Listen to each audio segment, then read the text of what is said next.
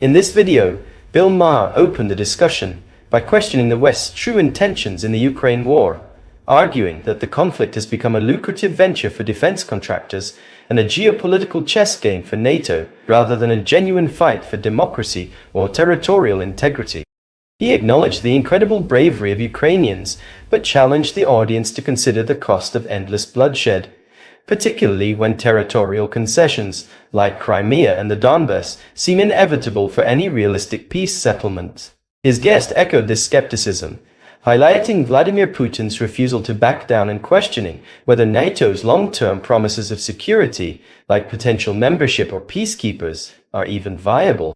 Together, they criticized the lack of a clear endgame, suggesting that the West's reluctance to push for a resolution reflects a disturbing preference for escalation over peace, as the war continues to serve the interests of powerful players who profit from the chaos. Let's watch this interesting video. The ongoing war in Ukraine remains a focal point of intense debate, with discussions revolving around the potential for territorial concessions as part of a future settlement.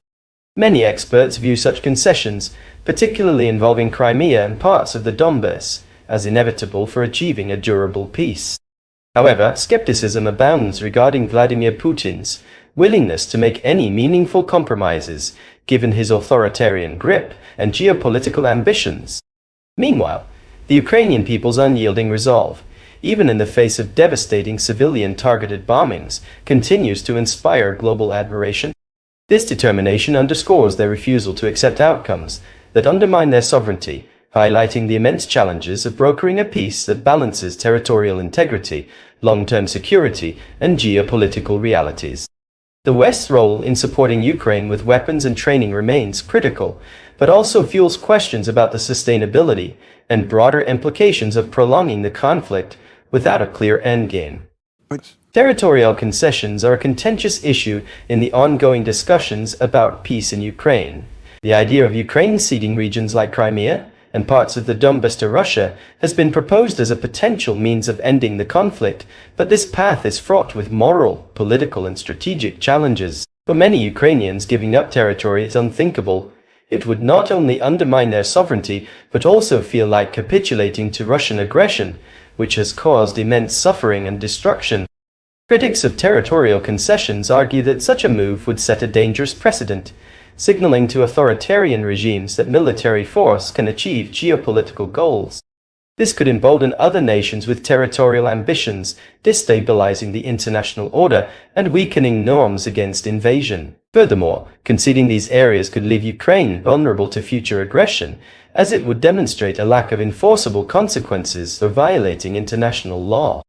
From a practical standpoint, any territorial concessions would likely require significant security guarantees for Ukraine, such as NATO membership or other international protections. However, these measures carry their own risks, including escalating tensions with Russia and complicating peace negotiations.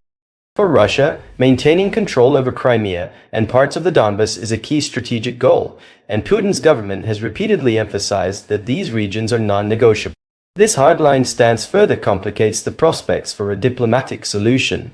That's what we were seeing on the news today. Well, this apartment building, just pointless. Yeah. Well, not pointless if you're a terrorist, because that's militarily pointless. Yeah, militarily pointless, except for the long-range goal of winning the war and making people just say "uncle," and that seems to be terror bombing. I mean, the entire point of I mean, look, criticize it if you will. I mean, it's what we did in Germany in 1943, 44, and 45 was to bomb and say we were going to break. Publicly said this. Maher Harris said we're going to break their spirit, and that's something that ended here now in 1945. The Russians are doing this today. But that isn't what's happening on the ground. I remember on the first day of the war, I called up one of my friends in Kiev, and I said to him, "Listen, I've talked to some people. You need to get out." And he said to me, I still remember this conversation. He said, "This is different to 2014. We are not. This is our country. We're not leaving." And what is happening in Ukraine now with these bombings, it's only strengthening their resolve. The path forward for Ukraine is undeniably complex and uncertain, demanding a delicate balance of competing priorities. Achieving peace necessitates preserving Ukraine's territorial integrity while addressing Russia's security concerns, a paradoxical challenge given the deep mistrust and conflicting goals of the two nations.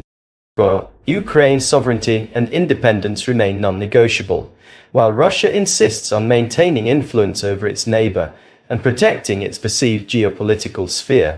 Simultaneously, international stakeholders, including NATO, the European Union, and the United States, must align their strategies to support Ukraine without escalating the conflict into a broader confrontation.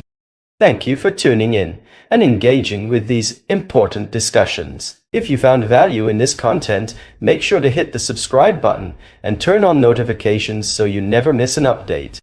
Your support helps us continue exploring the critical issues shaping our world today. Leave your thoughts in the comments. We'd love to hear your perspective. Thanks again for watching, and we'll see you next time.